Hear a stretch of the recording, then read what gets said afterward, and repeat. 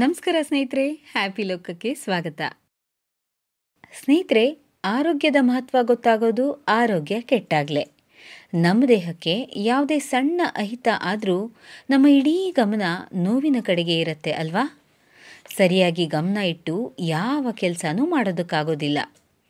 ನಮಗೆ ಆಗಾಗ ಕಾಡೋ ಚಿಕ್ಕ ಪುಟ್ಟ ಆರೋಗ್ಯದ ಸಮಸ್ಯೆಗಳಲ್ಲಿ ಬಾಯಿ ಹುಣ್ಣು ಒಂದು. ಬಾಯಿ ಹುಣ್ಣು ಇದ್ದಾಗ ಸರಿಯಾಗಿ ತಿನ್ನೋಕ್ಕಾಗಲಿ, ಮಾತಾಡೋದಕ್ಕಾಗಲಿ, ಹಾಗೆ ಹಲ್ಲುಜ್ಜೋದಕ್ಕೂ ಕಷ್ಟ ಆಗುತ್ತೆ. ಬಾಯಿ ಹುಣ್ಣಿನ ಕಿರಿಕಿರಿಯಿಂದ ಹೊರಗೆ ಬರೋದಕ್ಕೆ ನಿಮಗಿವತ್ತು ಬಹಳ ಸರಳವಾದ ಪರಿಹಾರವನ್ನು ತಿಳಿಸ್ಕೊಡ್ತೀನಿ. ಮಾವಿನ ಎಳೆ ಚಿಗುರಿ ಇರುತ್ತಲ್ಲ, ಅದನ್ನು ಚೆನ್ನಾಗಿ ಅಗೆದು ರಸ ಉಗಳಿದ್ರೆ ಬಾಯಿ ಹುಣ್ಣು ಕ್ರಮೇಣ ಕಡಿಮೆ ಆಗುತ್ತೆ.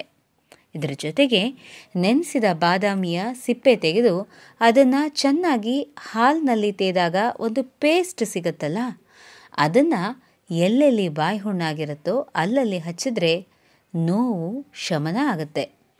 ಸ್ನೇಹಿತರೆ, ಇಂತಹ ಸರಳ ಸುಲಭ ಮನೆಮದ್ದಿನ ಟಿಪ್ಸ್ಗಳಿಗಾಗಿ ಹ್ಯಾಪಿ ಲೋಕ ವೀಕ್ಷಿಸಿ.